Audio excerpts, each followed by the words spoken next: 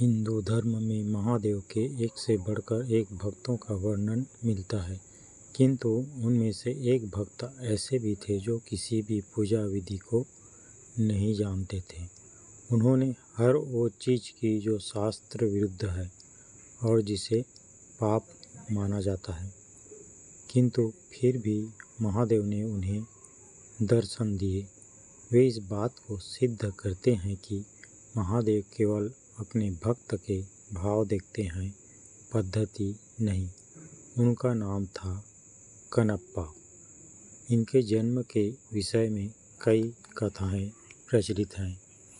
मूल रूप से ये एक तमिल भील परिवार में जन्मे। इनके पिता का नाम राजा नाग एवं माता का नाम उडुपुरा था। दक्षिण भारत, विशेष रूप से तमिलनाडु में इनकी बड़ी महत्ता है। ये उन 63 तमिल संतों में से एक हैं जिसे नयनार कहा जाता है। इनकी पत्नी का नाम नीला बताया गया है। एक व्याध थे जो शिकार कर अपना पालन पोषण करते थे। इनके जन्म के विषय में मान्यता है कि द्वापर युग में जब महादेव ने पांडुपुत्र अर्जुन की परीक्षा लेकर उन्हें पाशुपतास्त्र प्रदान किया, तब अर्जुन ने उनसे प्रार्थना की कि वे अगले जन्म में उनके महान भक्त बने। भगवान शंकर ने उन्हें ये आशीर्वाद दे दिया कि कलयुग में अर्जुन ही कनप्पा के रूप में जन्मे और महादेव के अनन्य भक्त बने। एक बार कनप्पा आखेट करते करते बहुत दूर जंगल में निकल गए। वहाँ उन्हें एक अत्यंत ही प्राचीन और जीर्ण मंदिर दिखा। जब वे उस मंदिर के अंदर पहुँचे तो उन्हें एक दिव्य शिवलिंग के दर्शन हुए। उसके दर्शनों से ही कनप्पा के मन में शिव भक्ति का संचार हो गया। उन्होंने तुरंत ही मंदिर को साफ किया। उनके मन में उस शिवलिंग की पूजा करने का विचार आया, पर उन्हें शिव पूजा के बारे में कुछ पता नहीं था। तब उन्होंने सोचा कि महादेव को कुछ खाने और पीने को ही दे दिया जाए। ये सोचकर वे जंगल गए और एक सूकर का शिकार किया। उसे काट कर वे उसका मांस एक पत्तल में लेकर चले। दूसरे हाथ में उन्होंने एक पात्र में मधुमक्खियों के छत्ते से कुछ मधु इकट्ठा कर लिया। जल के लिए कोई और उपाय न दिखा तो उन्होंने अपने मुंह में ही जल भर लिया। वे वो सामान लेकर मंदिर आए तो देखा कि शिवलिंग पर कुछ सूखे पत्ते टूटकर गिर गए हैं। उन्होंने अपने पैर से शिवलिंग से पत्ते हटाए। मुख में रखे जल से कुल्ला कर उन्होंने महादेव का अभिषेक किया। फिर उन्हें भोग के रूप में मांस और शहद अर्पण किया। हालांकि उनका ये कृत्य उचित नहीं था और वो सारी वस्तुएं भी पूजा के लिए निषिद्ध थी, लेकिन उनका मन पवित्र था। उन्होंने जो किया भी वो पूर्ण भक्ति भाव से किया और महादेव को केवल उसी भाव का मोह था। उन्होंने प्रसन्न मन से उसका प्रसाद स्वीकार कर लिया। अब तो ये कनप्पा का रोज का कार्य हो गया।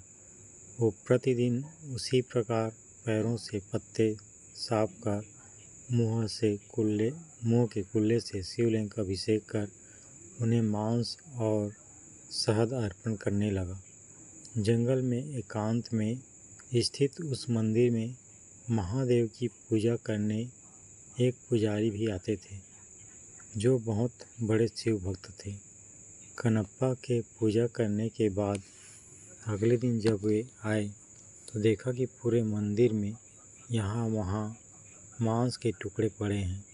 वे बड़े दुखी हुए और तत्काल मंदिर को जल से धोकर पूजा की और स्वच्छ पुष्प चढ़ाए, किंतु अब रोज रोज उन्हें मंदिर में मांस मिलने लगा।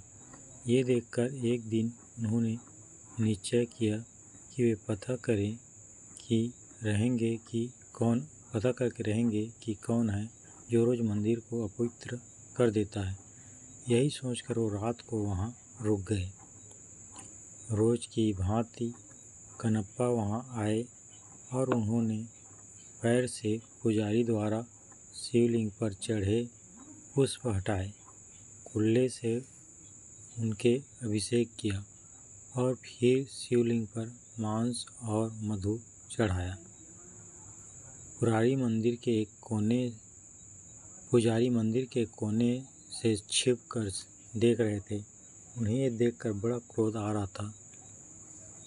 ये तो समझ गए कि कनप्पा ऐसा केवल भक्ति के कारण कर रहे थे, जानबूझकर नहीं, किंतु फिर भी उन्हें उसका कार्य बड़ा घृणित लगा। उसी समय उनके मन में विचार आया कि मैं इतने समय से शुद्ध चीज़ों से महादेव की पूजा करता हूँ, फिर भी मुझे उनके दर्शन नहीं हुए। फिर भला इस घृणित पद्धति से पूजा करने वाले से भला महादेव कैसे प्रसन्न हो सकते हैं। वे पुजारी भी महादेव के भक्त थे, इसलिए अपने भक्त का अभिमान भंग करने के लिए उन्होंने एक लीला रची। कनप्पा ने देखा कि अचानक शिवलिंग की एक आंख से रक्त बहने लगा है। अपने आराध्य की ऐसी दशा देखकर वो अत्यंत दुखी हुआ। उसने पास पड़ी जड़ी बूटियों को शिवलिंग के नेत्र पर लगाया, किंतु रक्त का बहाना नहीं रुका। उसे समझ नहीं आया कि क्या करना है। उधर छिपकर सब देख रहे उन पुजारी को भी कुछ समझ नहीं आया।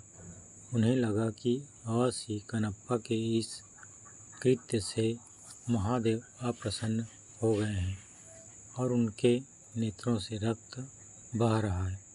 उधर कनप्पा मारे दुख के रोने लगे।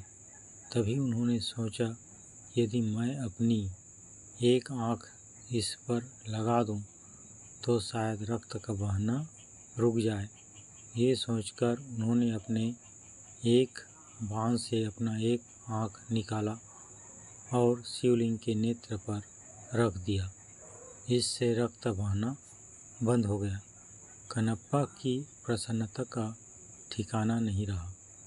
तभी शिवलिंग के दूसरे नेत्र से रक्त निकलने लगा।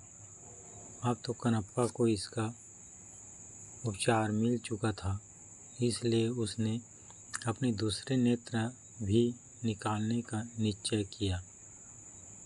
तब उसे ध्यान आया कि दूसरा नेत्र निकालने पर तो वे कुछ देख नहीं पाएगा, फिर सही स्थान पर नेत्र कैसे लगा पाएगा।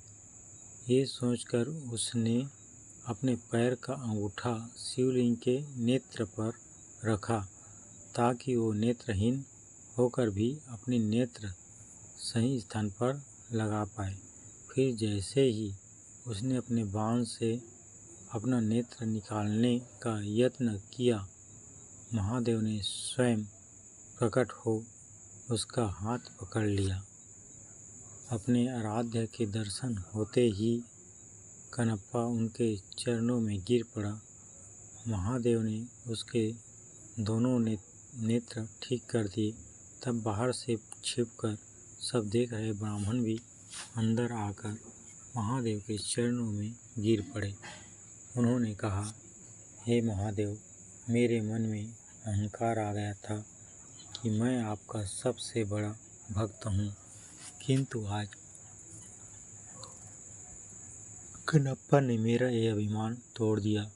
इनके कारण ही मुझे आज आपके दर्शनों का सौभाग्य मिला है। आज मुझे समझ आ गया कि आपको केवल भाव से ही प्राप्त किया जा सकता है, किसी पूजा पद्धति से नहीं। तब महादेव ने दोनों को आशीर्वाद दिया और अंतर्धान हो गए। वर्तमान में आंध्र प्रदेश के तिरुपति जिले के कालहस्ती नामक जगह पर महादेव का वही शिवलिंग श्री कालहस्ती महादेव के नाम से स्थापित है।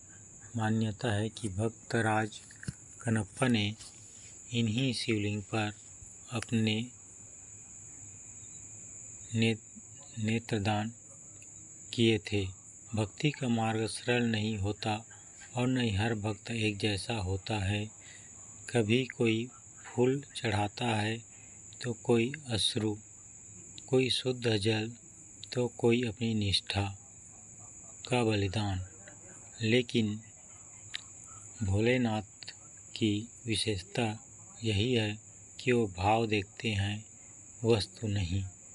यदि इस अलौकिक कथा ने आपके हृदय में भक्ति की लहर जगा दी हो तो इसे अपने स्नेहीजनों तक पहुँचाएं। आपका एक छोटा सा शेयर किसी और की आस्था को जागृत कर सकता है। और अगर आप ऐसी ही सच्ची, रहस्यमयी व प्रेरणादायक कहानियों को निरंतर सुनना चाहते हैं तो अभी वीडियो को लाइक करें, इसे शेयर करें एवं बेल आइकन दबाकर और चैनल को सब्सक्राइब जरूर करें। हर हर महादेव। जय शिव शंकर, जय भोलेनाथ। ओम नमः शिवाय। आपका दिन मंगलमय हो।